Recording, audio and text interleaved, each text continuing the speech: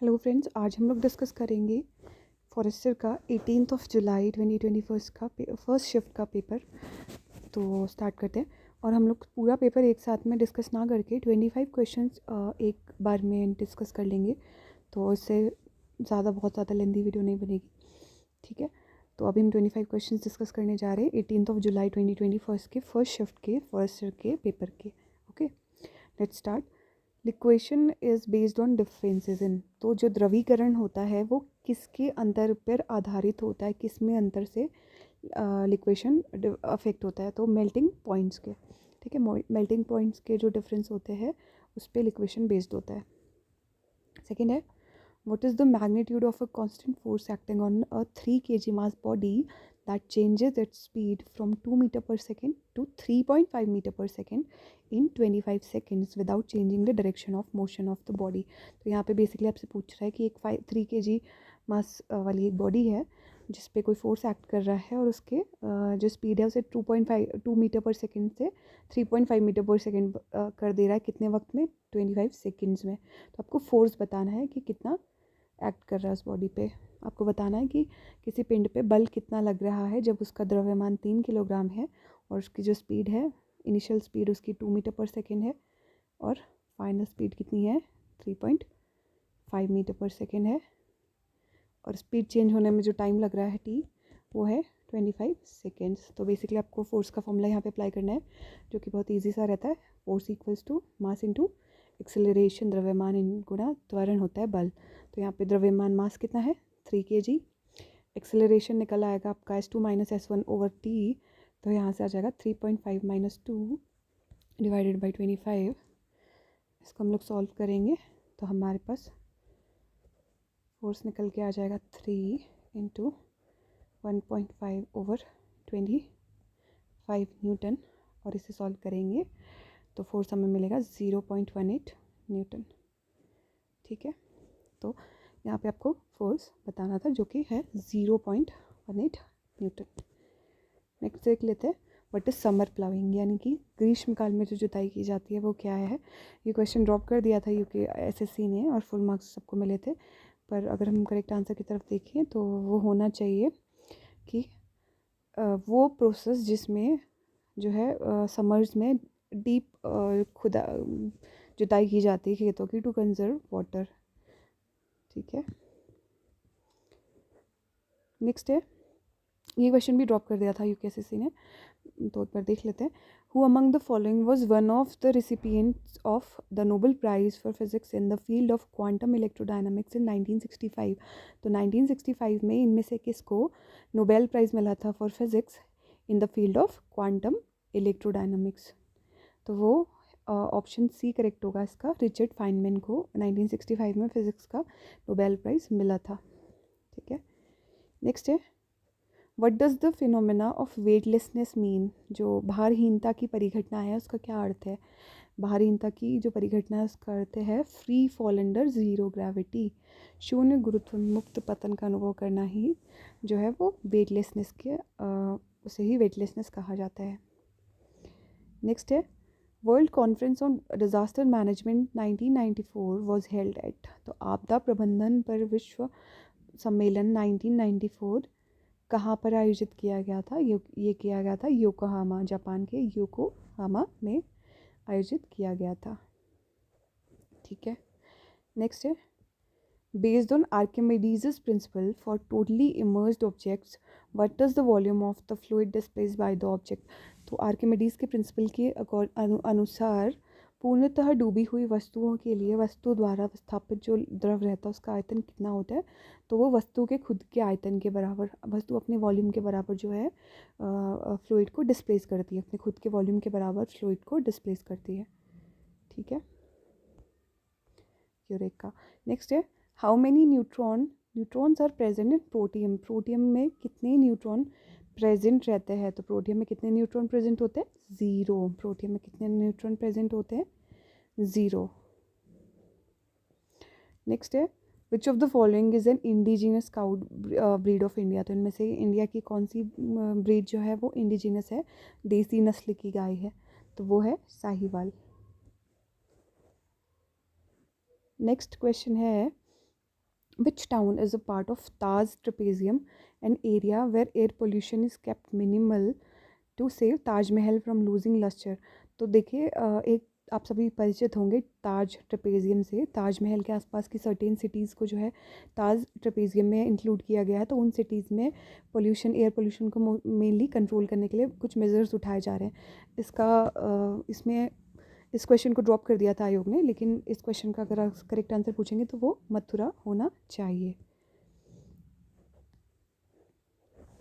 Next है, in which assisted reproductive technology test tube baby procedure is applied?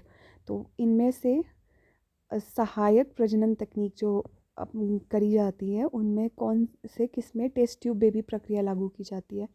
तो क्या किस में की जाती है? In vitro fertilization and embryo transfer में। ठीक है, इन विट्रो निषेचन और भ्रूण स्थानांतरण में आपकी टेस्ट ट्यूब बेबी प्रोसीजर को अप्लाई किया जाता है। इसमें फर्टिलाइजेशन बाहर करा के एम्ब्रियो को जो है वो सेरोगेट या मदर की वूम में ट्रांसफ़र किया जाता है। इस तरीके से कुछ होता है। नेक्स्ट है, what is the gravitational force between two bodies is inversely proportional to? जो दो बॉडीज़ होती है उनके बीच उनका जो ग्रेविटेशनल फोर्स होता है वो किसके इन्वर्सली प्रोपोर्शनल होता है? तो हमें पता है कि ग्रेविटेशनल फोर्स जो है वो किसके होता है? वो होता है G m1m2/r²। तो जो पार्टिकल्स होते हैं उनके बीच की जो डिस्टेंस होती है इसके स्क्वायर की इन्वर्सली प्रोपोर्शनल होता है। ठीक है, तो इसका करेक्ट आंसर क्या हो जाएगा? Square of their distance.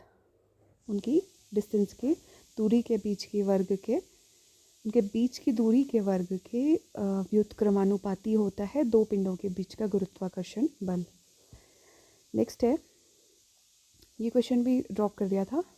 Network solids are also called? तो नेटवर्क सॉलिड्स को और क्या कहा जाता है?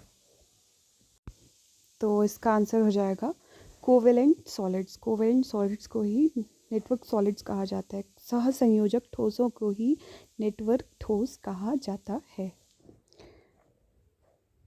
नेक्स्ट है, which of the following international treaties was adopted in 1997 to reduce the causes of climate change? climate change जलवायु परिवर्तन के कारणों को कम करने के लिए 1997 में निम्न में से कौन सी अंतर्राष्ट्रीय संधि अपनाई गई थी?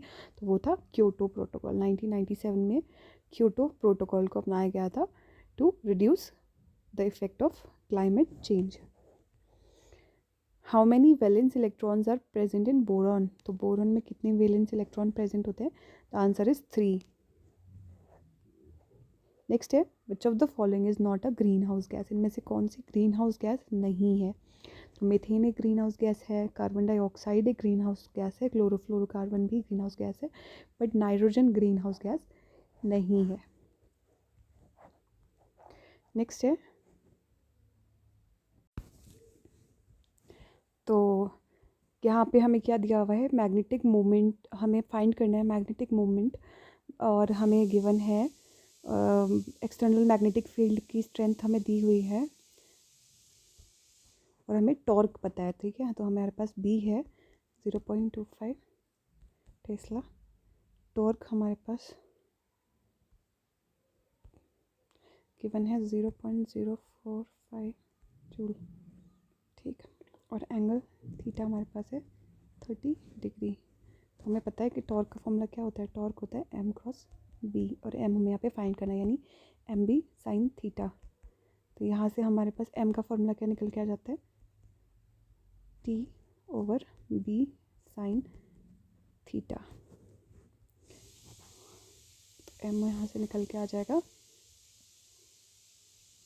t कितना है? टॉर्क हमारे पास है 0.045/0.25 इंटू साइन 30, यानी कि 1/2। इसको अब आप सॉल्व करेंगे तो आपको आंसर मिल जाएगा 0.36। ठीक है, एक्सक्यूज मी।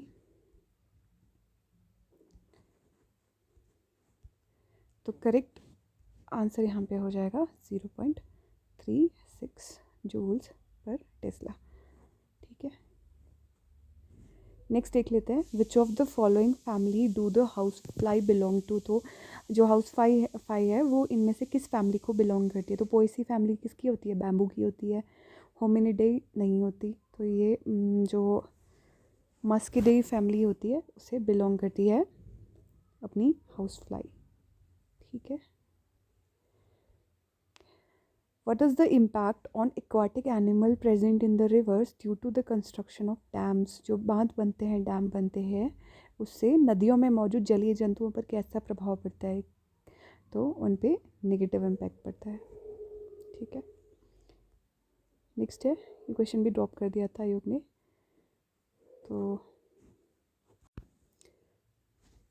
तो क्वेश्चन है, which antibody is secreted by the mother during the initial days of lactation to protect the infant। शिशु की रक्षा के लिए स्तनपान के शुरुआती दिनों में माँ द्वारा कौन से प्रतिरक्षी को स्रावित किया जाता है।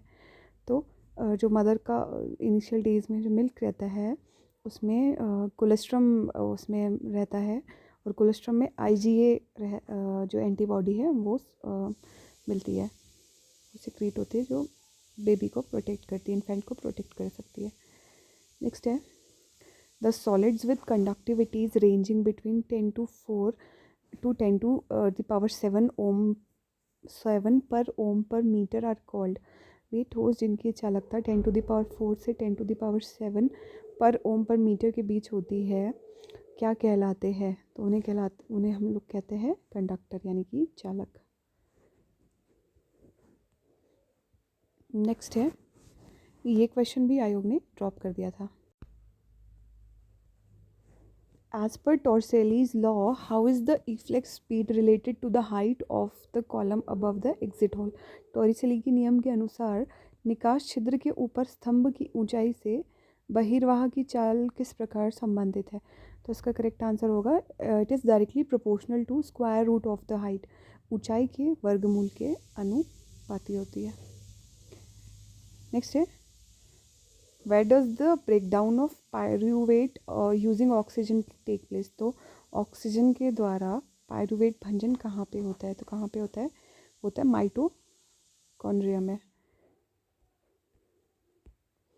नेक्स्ट है, what is the time taken by 2 consecutive compressions और rarefaction to cross a fixed point is called. दो क्रमागत संपीड़नों या विलयनों द्वारा एक निश्चित बिंदु को पार करने में लगने वाले समय को क्या कहा जाता है। तो इसे कहा जाता है time period of the wave, आवर्त काल कहा जाता है।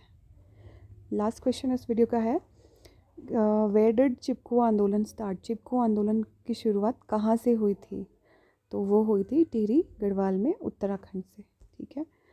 तो ये 18 जुलाई की फॉरेस्टर के एग्ज़ाम के फर्स्ट शिफ्ट के पहला पार्ट था।